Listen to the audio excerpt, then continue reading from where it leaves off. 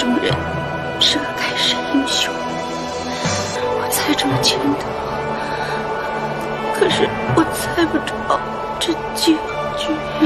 最近特别火的吉卜力风格动画，你还没玩吗？最近 ChatGPT 的更新，相信大家已经看到过不少。GPT 4O 更是以吉卜力风格出圈 ，ChatGPT 也赢得了一波新的付费用户，但是免费版的用户还是有每天5张图的限制。今天我们将颠覆限制，用完全免费的方法平替 GPT 生成吉卜力风格图像，更要让图片动起来，并且还能让角色开口说话，还等什么呢？点好订阅、收藏赞，赶紧跟我上车！哇，上车了！一键转换风格，打开 X， 也就是推特，登入你的 X 账户，开启瓜子。点击编辑图像，上传你的照片，输入提示词，然后点击发送，等待 AI 神奇运算，把你的照片变成超萌的吉卜力艺术品。画面一出，点击下载保存作品。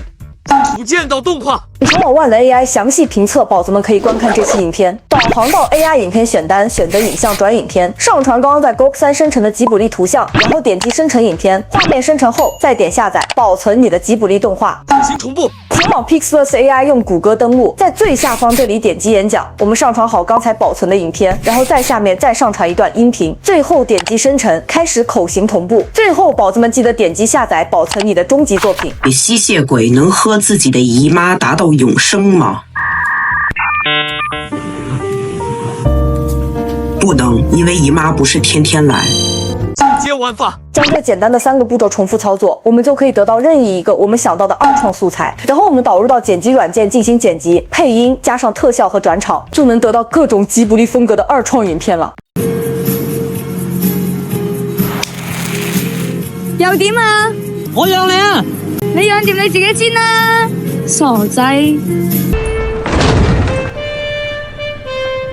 没打中。让子弹飞一会儿。重开日，人无再少年。你呢就报我的名字，从今天起我叫盘丝大仙。我一直在骗。骗就骗吧，就像飞蛾一样，明知道会受伤，还是会扑到火上。多惊喜！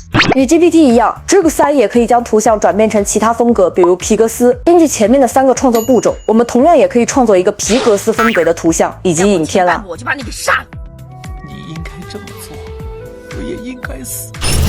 全程只需几分钟就能让你的照片摇身一变成为会说话的吉卜力动画。如果你喜欢这支影片，别忘了点个赞、订阅并分享给你的朋友们，还有留言告诉我你最期待用 AI 创造哪种风格的作品。咱们继续探索 AI 创意的无限可能，下次见，拜拜。